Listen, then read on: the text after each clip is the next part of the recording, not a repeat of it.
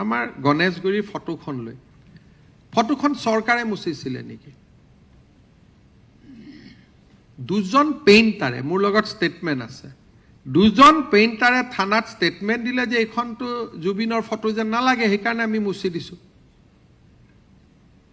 দুজন পেইণ্টাৰ কিন্তু মুছলিম নহয় অসমীয়া ল'ৰা এটা সেই দুজনৰ মই নাম আপোনালোকক প্ৰকাশ কৰিম আপোনালোকে ইন্টাৰভিউ ল'ব যে তাত চৰকাৰে মুচিব দিছিল নেকি ঠিকাদাৰ জনো অসমীয়া আৰু তিনিজনে জুবিনৰ ভক্ত তেওঁলোকে ক'লে আমি খুদিলে কিয় মুচিলি বুলি এখনটো দাদা জুবিন বুলিতো আমি ভবা নাছিলো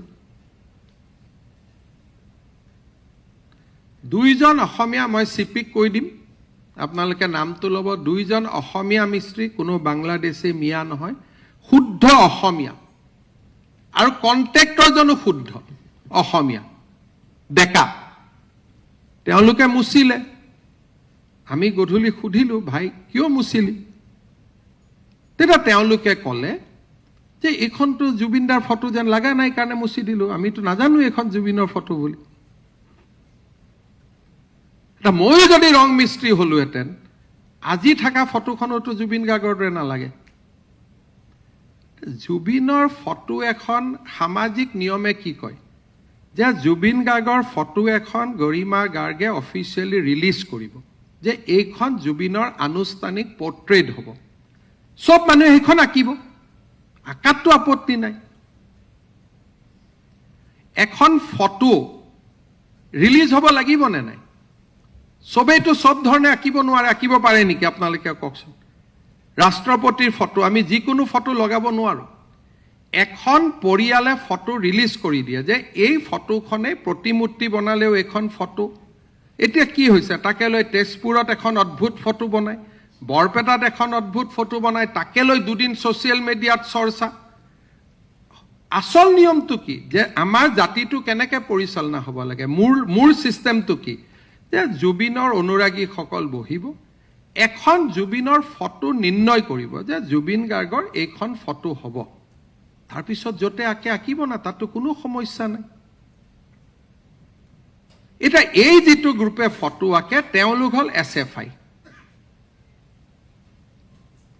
আৰু তেওঁলোকে ফ্লাইওভাৰ হ'ব প্ৰথম নিদিয়ে আৰু ফ্লাইওভাৰখন হোৱাৰ পিছত তেওঁলোকে ফটো আঁকে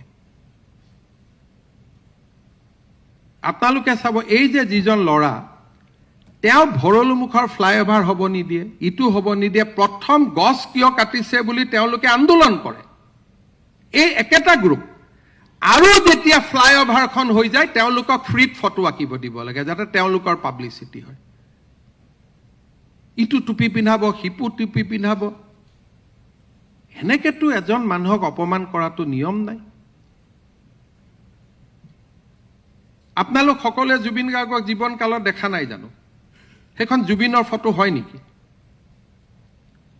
এটা গৰিমাই সহি মাৰি এখন ফটো ৰিলিজ কৰি দিব যে জুনে প্ৰতিমূৰ্তি বনাব খোজে জুবিনৰ ফটো অফিচত ৰাখিব খোজে জুনে জুবিনৰ ফটো আঁকিব খোজে এইখন ফটো আঁকিব বা 3খন 4খন তেওঁ ফটো ৰিলিজ কৰিব তাৰ ওপৰতে মানুহে ফটো আঁকিব এতিয়াৰ পৰা মই আপোনালোকক ক'লো ফটো সবে আঁকিব পাৰে কিন্তু এই পাৰ্টিটোক মই ফ্লাইওভাৰত ফটো আঁকিব নিদিওঁ কাৰণ তেওঁলোকে ফ্লাইওভাৰৰ বিৰোধিতা কৰে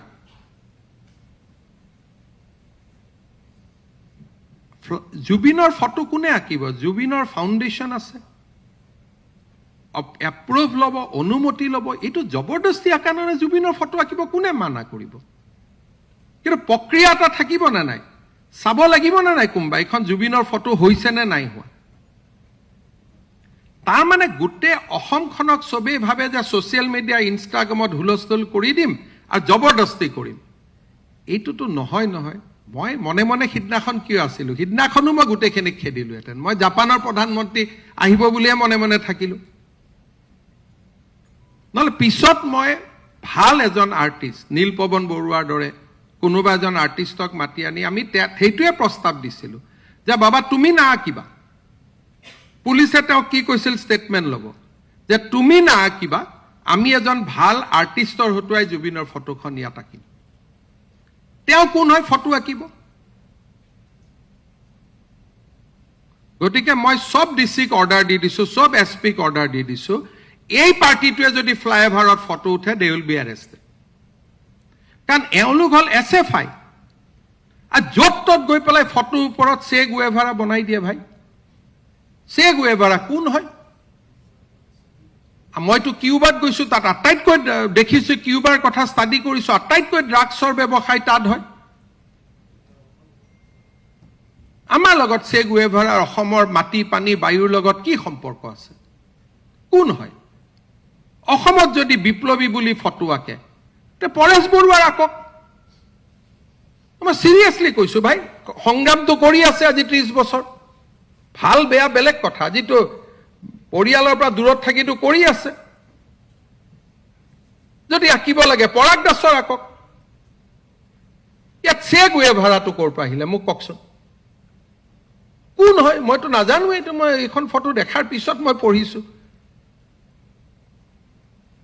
কিউবাত কিবা কৰি আছে, কি কৰিছে কি কৰা নাই, তাতে এখন ষ্টেট কোনো মানে তাত মানুহ যাব নোৱাৰে। ইণ্ডিয়ান এম্বেচি এটা সোলাৰ পাৱাৰ লগাই চলি থাকে, লাইট নাই, ৰাস্তা নাই, পানী নাই।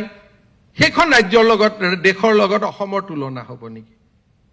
ফটো আঁক গাম্ভীৰ্যপূৰ্ণভাৱে যে আজি আমি এইখন ফ্লাইঅভাৰত অমুকৰ ফটো আঁকিম, জিলা আয়ুক্তই অনুমতি দিব। অসম চাৰু কাৰু কলা আমাৰ নিকেতন আছে, সুন্দৰ কৰি তাৰ ষ্টুডেণ্ট যাব, ধুনীয়াকৈ ফটো আঁকিব। কোনখন ফটো আঁকিব গৰিমা আগতে চহী কৰি দিব যে এইখন ফটো জুবিন গাৰ্গৰ ফটো হ'ব। তেনেকে এখন শৃংখলিত প্ৰদেশ কেনেকে চলে মোক কওকচোন? ডিসিপ্লিন ষ্টেট এখন কেনেকে চলে? তেনেকেইতো চলে। ইয়াতে ভৰলুমুখত ফ্লাইঅভাৰখন হ'ব নিদিয়ে, গছ কাটা। দীঘিলী পুখুৰীত ফ্লাইঅভাৰখন হ'ব নিদিয়ে, গছ কাটা। ফ্লাইঅভাৰ হোৱাৰ পিছত এই পাৰ্টিটোৱে গৈ কয় মোক ফটো আঁকা জেগাখন দে। তো কেনেকে হ'ব পাৰে ভাই? হয় বিৰোধিতা কৰ, নহ'লে ফটো আঁক। গতিকে মই সব ডিসি আৰু এছপিক কৈ দিছো যে এওঁলোকে যদি জুবিন গাৰ্গৰ ফটো আঁকিব খোজে ডিসি আঁকিব ফটোখন, কিন্তু এই পাৰ্টিটো কি নাম, এই SFI পাৰ্টিটোক আমি ফটো আঁকিব নিদিওঁ। নহ'লে তেওঁলোকে আগত ফ্লাইঅভাৰখনক সমৰ্থন কৰিব লাগিব যে আমি উৰণীয়া সেতু নিৰ্মাণক সমৰ্থন কৰো কাৰণ আমি ফটো আঁকিম। তেতিয়া তেওঁলোকক আমি গ্যালাৰী স্পেচ এটা দি দিম যে যিমান ফটো আঁক, কিন্তু চে গুৱেভাৰা ষ্টাইলত নহয়। বিষ্ণু ৰাভা জ্যোতিপ্ৰসাদৰ যেনেকে ফটো হয়, জুবিন গাৰ্গৰ ফটো তেনেকে আঁকক। বিষ্ণু ৰাভা জ্যোতিপ্ৰসাদ ভূপেন হাজৰিকাৰ যেনেকে ফটো হয়, ফটোখন তেনেকে আঁকক যাতে ব্যক্তিজনে উপযুক্ত সন্মান পায়। এনেকেতো নহয়। আৰু প্ৰত্যেক কথাত যিবিলাকে ভাবে যে হিমন্ত বিশ্ব শৰ্মাই ভয় খায়, সিদিনাখনো মই ধৰিলোহেঁতেন। মই ভয়ত আছিলো যে ধৰিলে জাপানৰ প্ৰধানমন্ত্ৰীৰ ভিজিটটোত গণ্ডগোল হ'ব। কিন্তু ভয় খোৱা লাইন আমাৰ লগত নাই। তেওঁলোকে 200 আহিলে বিজেপিৰ 3000 আহিলেহেঁতেন। এনি টাইম বিজেপিৰ সংখ্যা বেছি। তেওঁলোকে 500 আনিলে আমি 50,000 মানুহ একে চুটত লৈ অহাৰ পৰা আমাৰ শক্তি আছে। গতিকে সেইকাৰণে আমাৰ নীৰৱতাবিলাকক কোনেও দুৰ্বলতা বুলি ভাবিব নালাগে। মই ষ্টেটখনৰ কথা বহুত ভাবো। জাপানৰ প্ৰধানমন্ত্ৰীজন আঁতৰি যোৱাটো এইটো বহুত মানে মই অন্তৰত মানি নোলোৱা এটা ঘটনা ঘটি আছে। আৰু ফটোখন কোনে মুচিছিল? কেনেকে ধুনীয়াকৈ নেৰেটিভ বনাই ল'লে চৰকাৰে ফটোখন মুচাৰ পিছত। 2টা মিস্ত্ৰী অসমীয়া, 2টা কন্ট্ৰেক্টৰ অসমীয়া। আপোনালোকক কালি মই আজিয়ে গৈ আপোনালোকে পাৰ্থ মহন্তৰ পৰা লৈ ল'ব নামকেইটা, আৰু তেওঁলোকক সুধিব কিয় মচিছিলে। কোনেওতো এটাও ইণ্টাৰভিউ নললে, এটা টিভিয়েওতো ইণ্টাৰভিউ নললে। সেই মানুহ দুজনক থানাতে বহি আছিল যে হিমন্ত বিশ্ব শৰ্মাই মচিব লগাই দিছিলে নেকি আপোনালোকক, কোনোবা ইঞ্জিনিয়াৰ মচিব লগাই দিছিল নেকি। একেবাৰে লিখিয়ে দিলে যে চৰকাৰে মচিব। চৰকাৰৰ জুবিন গাৰ্গৰ লগত কি আছে? চৰকাৰেতো জুবিন গাৰ্গৰ কাৰণে চব কৰি আছে। সমাধি বনোৱাৰ পৰা ইমান 25,000 টকা পৰ্যন্ত মহিলাখিনিক দিয়াৰ পৰা আমিতো চব জুবিনৰ কাৰণে কৰি আছো। কোৰ্টত স্পেচিয়েল হিয়াৰিঙৰ পৰা ভাল উকিল লগোৱাৰ পৰা আমিয়েতো চব কৰি আছো। আন কোনে কৰি আছে? গতিকে এই কথাটো মই এইটো কনটেক্সটত ক'লো যে অসমত এই কণ্ট্ৰাডিকশ্যনবিলাক থাকিব। প্ৰথম ফ্লাইঅভাৰৰ বিৰোধিতা কৰিব, ফ্লাইঅভাৰখন হ'লে ফটো মুচিব। আমি এনেকুৱা বিচাৰোঁ যে ফ্লাইঅভাৰখনৰ বিৰোধিতা নকৰিব, ফ্লাইঅভাৰখনত কওক যে আমি চিত্ৰাংকন কৰিব খোজোঁ, আমাৰ কাৰণে গেলাৰী এটা ডিজাইনত ৰাখিব। আমি তেতিয়া ধুনীয়াকৈ গেলাৰী এটা ডিজাইনত ৰাখিম। লক্ষ্মীনাথ বেজবৰুৱাৰ ফটো আঁকক, ভূপেন হাজৰিকাৰ ফটো আঁকক, আৰু স্থান আৰু জাগাৰ বহুত মহত্ব আছে। সেই যিটো জাগাত জুবিন গাৰ্গৰ ফটো আঁকা হৈছে, তাত আন মানুহৰ তাত স্মৃতি জড়িত হৈ আছে। গণেশগুৰি বোমা বিস্ফোৰণৰ তাত কিহৰ ফটো আঁকিব লাগে? তাত সন্ত্ৰাসৰ বিৰুদ্ধে ফটো আঁকিব লাগে সেই জাগাখিনিত, কাৰণ তাত অসমীয়া মানুহৰ তেজ জড়িত হৈ আছে বোমা বিস্ফোৰণত। আৰু তাৰ পৰা দূৰত আমাৰ চানমাৰী ফ্লাইঅভাৰখনত ধুনীয়াকৈ এটা গেলাৰী লৈ লওক যে আমি ইয়াতে